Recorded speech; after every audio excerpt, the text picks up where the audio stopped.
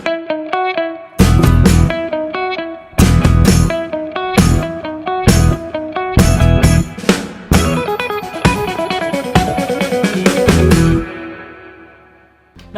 हमारा नाम आदर्श है और आप देख रहे हैं AKN टीवी।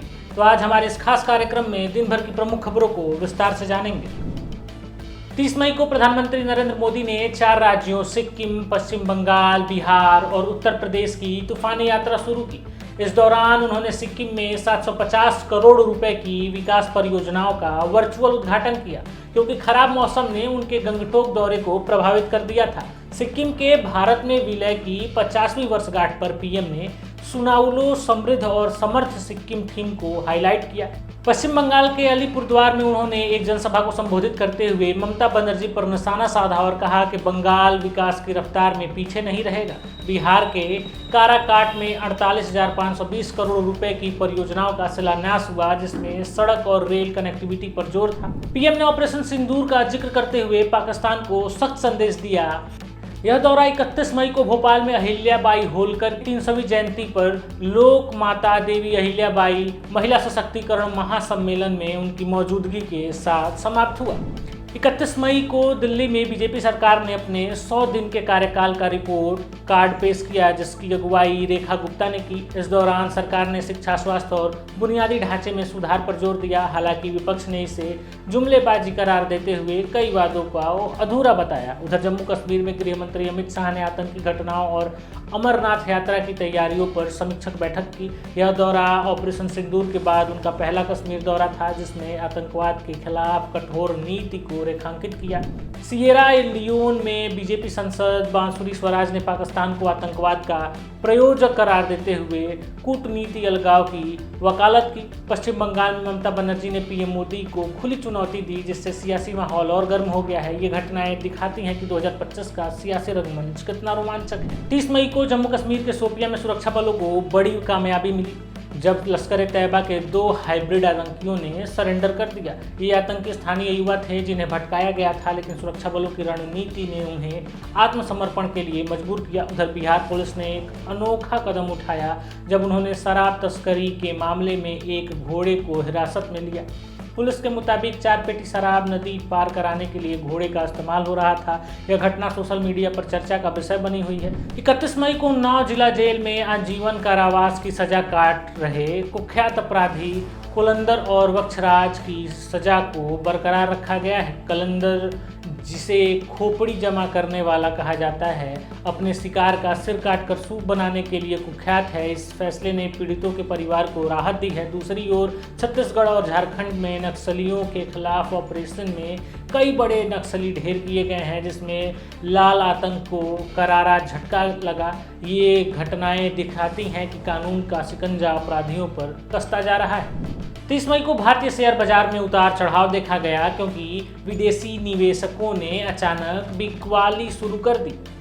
HDFC AAMC के फंड मैनेजर श्रीनिवास राममूर्ति ने कहा कि भारत की अर्थव्यवस्था अन्य देशों की तुलना में बेहतर स्थिति में है, क्योंकि निर्यात पर निर्भरता कम है। मेटल और टेक्नोलॉजी सेक्टर में तेजी हो रही है, क्योंकि अमेरिका चीन टैरिफ विवाद में अस्थायी राहत मिली है। स्टारलिंक ने भारत में अपनी सेवाओं के लिए प्रारंभिक मंजूरी हासिल की है, जिसके डेटा प्लान $10 प्रति माह से कम हो सकते हैं। कंपनी का लक्ष्य 1 करोड़ ग्राहक बनाना है। यह कदम भारत में इंटरनेट क्रांति ला सकता है। 31 मई को रिजर्व बैंक ऑफ इंडिया ने north east small finance bank का नाम बदलकर स्लाइस स्मॉल फाइनेंस बैंक कर दिया है। इस बदलाव से ग्राहकों के चेकबुक और डेबिट कार्ड पर असर पड़ सकता है। BIML के शेयरों में 12% की तेजी आई, क्योंकि कंपनी ने मजबूत तिमाही नतीजे पेश किए। टाटा इलेक्ट्रॉनिक्स और फॉक्सकॉन ने इलेक्ट्रॉनिक कंपोनेंट मैन्युफैक्चरिंग स्कीम के तहत आवेदन किया, जिसका लक्ष्य 2030 तक $500 बिलियन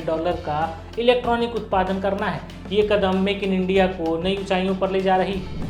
30 मई को बॉलीवुड में तब हलचल मच गई जब एक प्रमुख अभिनेता ने अपनी आगामी फिल्म शूटिंग सिक्किम में शुरू की। यह फिल्म स्थानीय संस्कृति और प्राकृतिक सौंदर्य को दर्शाएगी, जिसमें सिक्किम के पर्यटन को बढ़ावा मिलने की उम्मीद है। उधर एक OTT प्लेटफॉर्म ने ऑपरेशन सिंदूर पर आधारित एक वेब सीरीज की घोषणा की, जिसने दर्शकों में उत्साह पैदा किया है। दक्षिण भारतीय सिनेमा में भी एक बड़े बजट की फिल्म की घोषणा हुई, जिसमें एक सुपरस्टार पहली बार साथ नजर आएंगे।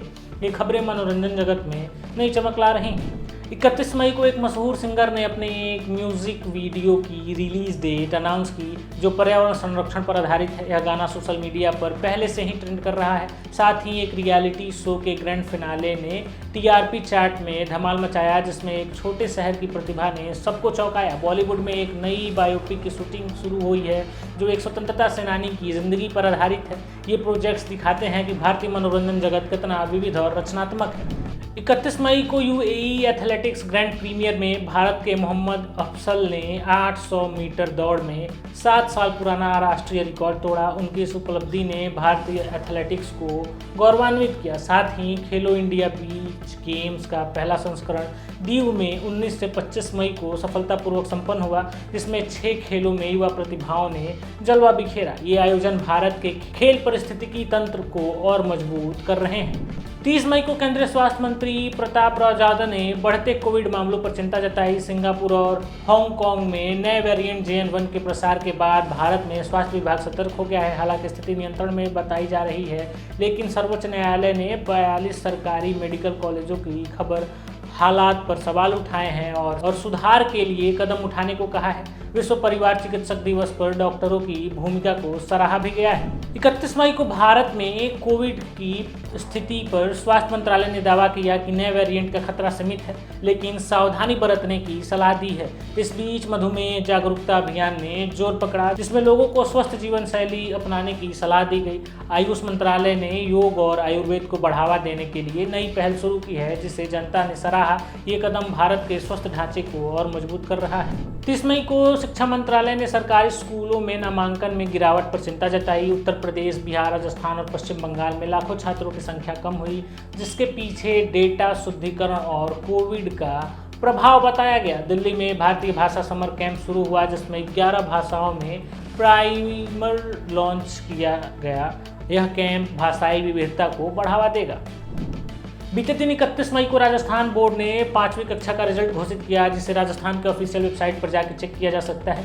इस बीच शिक्षा मंत्रालय ने डिजिटल शिक्षा को बढ़ावा देने के लिए नई ई-लर्निंग पाठ्यक्रम शुरू किए। इन पाठ्यक्रमों में आर्टिफिशियल इंटेलिजेंस और कोडिंग पर जोर है, जो छात्रों को भविष्य के लिए तैयार करेगा। ये कदम शिक्षा के क्षेत्र में क्रांति ला रहे हैं। 30 मई को बेंगलुरु के स्टार्टअप सर्वम AI ने Bulbul V2 text to speech model launch किया। यह मॉडल 11 भारतीय भाषाओं में प्राकृतिक आवाज़ें उत्पन्न करता है और रियल टाइम सिंथेसिस को सपोर्ट करता है। यह तकनीक बिजनेस और डेवलपर्स के लिए गेम चेंजर हो सकता है। साथ ही स्टारलिंक की भारत में लॉन्चिंग की खबर ने टेक जगत में हलचल मचा रखी है। यह तकनीक ग्रामीण क्षेत्रों में इंटरनेट की पहुंच बढ़ाएगी। 31 मई को भारत सरकार ने इलेक्ट्रॉनिक कंपोनेंट मैन्युफैक्चरिंग स्कीम को और मजबूत किया। इस योजना में टाटा और फॉक्सकॉन जैसे दिग्गजों ने रुचि दिखाई। यह योजना डिस्प्ले मॉड्यूल्स और लिथियम आयन सेल्स जैसे उत्पादों के घरेलू निर्माण को बढ़ावा देगी। साथ ही ड्रोन टेक्नोलॉजी में भारत की प्रगति ने वैश्विक ध्यान खींचा। 30 मई को वट सावित्री व्रत की तैयारियां जोरों पर थीं। इस व्रत की तारीख को लेकर असमंजस था, लेकिन ज्योतिषियों ने 27 मई को सही तारीख माना। इस व्रत में महिलाएं बरगद के पेड़ की पूजा करती हैं, जो वैवाहिक जीवन की खुशहाली का प्रतीक है। साथ ही लाइफस्टाइल ब्लॉगर्स ने गर्मियों के लिए नए फैशन ट्रेंड शेयर किए, जिसमें हल्के रंग और कॉटन के कपड़े ट्रेंड में हैं। 31 मई को सिक्किम में आयोजित सांस्कृतिक कार्यक्रम ने पर्यटकों का ध्यान खींचा। सुनाउलो सिक्किम थीम के तहत पारंपरिक नृत्य और खान पान की झलक देखी गई। साथ ही सोशल मीडिया पर हेल्दी समर डाइट्स की चर्चा रही, जिसमें फल और हाइड्रेटिंग ड्रिंक्स पर जोर दिया गया। ये ड्रिंक्स दिखाते हैं कि भारतीय अपनी परंपराओं और आधुनिकता को कैसे सराहते हैं। 30 मई को गोवा में राष्ट्रीय ध्रुवीय एवं समुद्री अनुसंधान केंद्र में सागर भवन और पोलर भवन का उद्घाटन हुआ। केंद्रीय मंत्री जितेंद्र सिंह ने इसे भारत के अनुसंधान में मील का पत्थर बताया। ये केंद्र ध्रुवीय और समुद्री अध्ययनों को बढ़ावा देंगे। यह उपलब्धि भारत के वैज्ञानिक नेतृत्व को दर्शाती है। 31 मई को जम्मू कश्मीर, पंजाब, हरियाणा, चंडीगढ़, गुजरात और राजस्थान में सिविल डिफेंस मॉक ड्रिल हुई। इस दौरान सायरन और ब्लैकआउट का अभ्यास किया गया, ताकि आपात स्थिति के लिए तैयारियां परखी जा सके। यह कदम देश की सुरक्षा तंत्र को और मजबूत करती है। तो आज हमारे इस खास कार्यक्रम में अभी के लिए इतना ही। खबरों से जुड़े रहने के लिए जुड़े रहिए हमारे चैनल के साथ। वीडियो को लाइक करिए, चैनल को सब्सक्राइब करिए और कमेंट बॉक्स में अपना सुझाव देना ना भूलें। धन्यवाद।